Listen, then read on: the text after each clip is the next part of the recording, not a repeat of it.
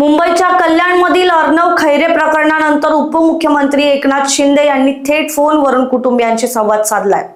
उपमुख्यमंत्र्यांनी या संवादात हा प्रकार अत्यंत दुर्दैवी असल्याचे सांगितले आणि कुटुंबियांच्या दुःखात आम्ही सहभागी आहोत असेही स्पष्ट केले। शिंदे यांनी जबाबदार असणाऱ्यांना कोणीही सोडणार नाही अशी कडक भूमिका मांडली आहे, तर प्रशासनाला त्वरित कारवाई करण्याचे आदेश देखील दिले आहेत। या संवादामुळे कुटुंबियांना मोठे आश्वासन तर मिळाले, पण राज्य प्रशासनाच्या जबाबदारीबाबत लोकांमध्ये चर्चाही सुरू झाली आहे। बघूया खैरे प्रकरणात अर्णवच्या कुटुंबियांना न्याय मिळतोय का।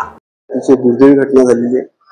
अर्णव खैरे 21 वर्षाचा मुलगा त्याने आत्महत्या केली आणि त्याचं कारण भाषावादी आहे आणि जे कोण याच्यामध्ये दोषी असतील त्यांना फास्ट ट्रॅकवरती घेऊन त्यांना न्याय मिळवून दिला पाहिजे या कुटुंबाला।